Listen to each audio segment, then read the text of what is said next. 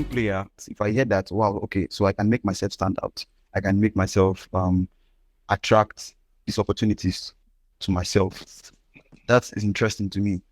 So that's why we set out this live session.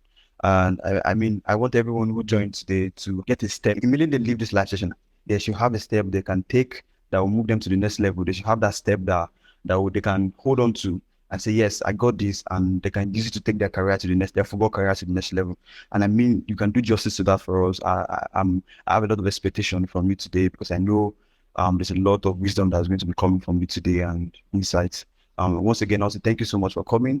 I really appreciate your time. I knew it took a lot for you to be here today, but thank you so much. So with this, with that being said, so can we dive straight in? If you were to say what's one statement as a footballer, what is the first thing I'm supposed to do to attract opportunity? Or what's that knowledge I need to have first? Okay, so I think the first thing I'll say is I just want to do an introduction so that I least get to know who I am. Right? So my name is Tommy Sen. I'm also known as Dafati, and I'm one of the founders of Bola Showcase. And Bola Showcase, simply put, is a company with a simple mission. Right? Our mission is to put a spotlight on emerging talent, the best emerging talents in the continent, and also give them access to opportunities. That's what we do. And we do that in many ways. We have the web series. We have our platform, that's under development right now. A lot of things that we do. We share information as well. We connect players from across the continent to opportunities. That's just all. So I just wanted to do that introduction very quickly. Yeah. Yeah, thank you so much for doing that. Now, just to answer your question directly, right? I would say it was important for any player to the very first step. Um, I would say that for an emerging player, most of the work that needs to be done is mental, right?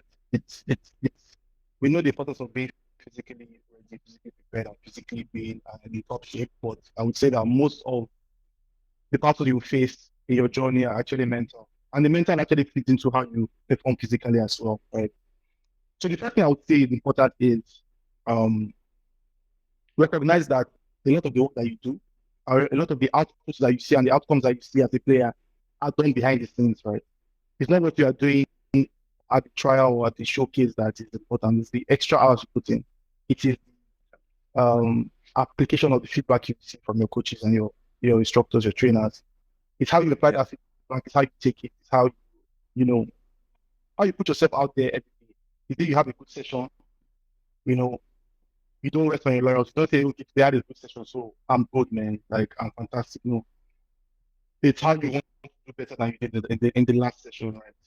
It's how even when you have a bad session, you don't let your head drop. You don't say, okay, I had a bad session and that's it. No, you can't let your head drop. Yeah. Just have to. There's a way I said put it right. We called it tenacity in your motivation. That means in your motivation, you have to be tenacious. That means your motivation needs to be consistent. Rather, it's not tenacity as consistency in your motivation. Let me correct Yeah. that. So your motivation needs to be consistent day in, day out. Every day you have to make sure that you put yourself, you give yourself the opportunity to improve and you give yourself the opportunity to be better than you were the previous day. Yeah. Okay. Cool. Cool. Um, I think one thing I got from what you just said now is that it's not about what you do when people are there. It's not what you do in the public. It's about what you do when no one is there. How you work on your mental state. How you work on your mentality, your confidence. It's just about the backstage. It's not about what to do in the spotlight. So what to do in the backstage is what reflects why in the spotlight. That says a lot about a lot of players because nowadays people focus on what people say. They focus on what people are going to, the accolades they're going to get. And they don't really know that what actually brings the accolade is what the work you put in when no one was there, the sleepless nights, the early mornings, the sacrifice you made when no one was there. I mean, that's a lot. Thank you so much. So okay, as a player now, let's say um, I have this I have this mindset of working, putting in sacrifice when no one is there. I wake up every morning, I make sure I put in the work, I do my personal training, I focus on working on my strengths. I mean, I'm building on my mentality, my confidence, and making sure I improve daily. So when I've put all this in place, what is that? What's the next step?